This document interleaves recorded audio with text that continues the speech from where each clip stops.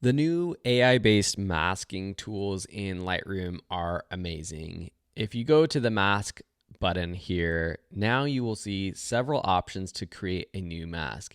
Here's a photo of my family from a while ago, and automatically you can see that we have individual people that have been separated out, not perfectly, but pretty dang good. And for a photo like this with multiple people, I am quite impressed. And now, not only can we go in and edit specific people in our photos, but if you want to, let's pick on myself. If I take myself and I click on myself, I can go in and choose individual aspects of my body to edit. You see all these separate ones. You can select multiple ones. I want to just make my lips super red, so I'm going to check on lips. You can check on multiple to make that selection, or just single aspects, create a mask. And now we have a new mask up here for my lips, which I can then go and make super pink and saturated and lovely. Crazy stuff here in Lightroom, and that's just the beginning of what you can do with this feature. I'm going to go ahead and delete this mask as well right now.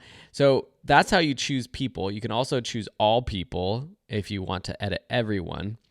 But there's also these buttons right here that we had some of these options before, but it's in a quick and easy way. So if we check background, for example, it's going to detect all of the subjects that it thinks are a subject and select the background. So let's just take down that sharpness, blur out that background just a little bit more. And of course, this mask wasn't perfect, so we can show our overlay on here, O on the keyboard, and we might have to delete some from this mask. And we have the options that we had before with adding or subtracting, which if you want, you can learn about this in my full Lightroom class or something else on YouTube or wherever you watch. There's lots of tutorials. But you have all of these options for creating a mask that adds or subtracts to this mask. So let's go ahead and use the object, which now we have these two options, a brush that we can brush over an object and it will try to detect that entire object, or this little marquee tool where you can just click and drag. So I'm going to click and drag over my dog here, and it's going to try to select my pup, which it does a pretty good job at. Similarly, I could take my brush, like before, and brush out. Probably a auto mask would be good. So these AI features aren't going to be perfect, but it does a pretty good job, and it's going to make editing our photos and creating masks much faster. Now let me jump over to a portrait, which will be easier to show you how good this is. All right, so here I have a portrait of myself shot just with a little flat single light flash source. I've done some super basic edits to this. I'm gonna click the mask option. And when you already have a couple masks, you don't see those buttons over here, but what you can do is just click create new mask, and I'm going to choose select people.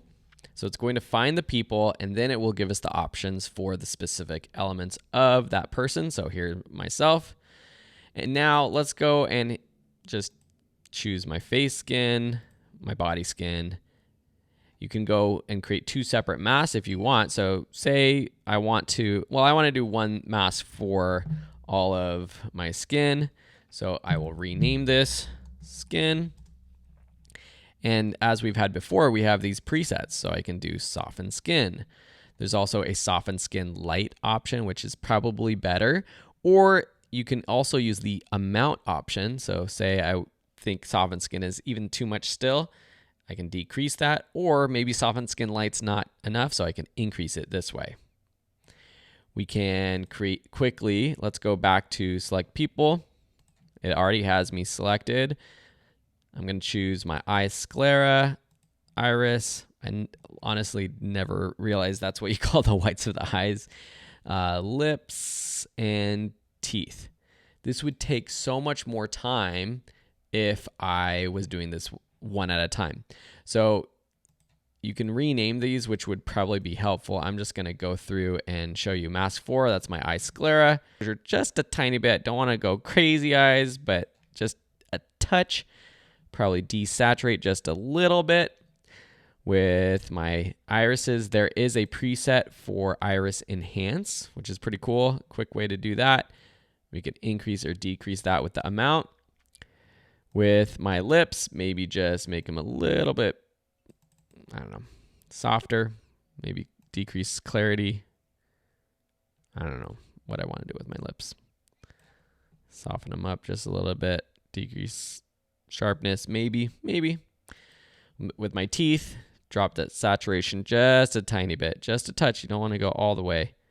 Maybe boost the exposure just a little bit. There's also a preset, I believe, for teeth whitening. That did a pretty good job. Maybe push that back just a little bit. And now we can see the before and after with those edits.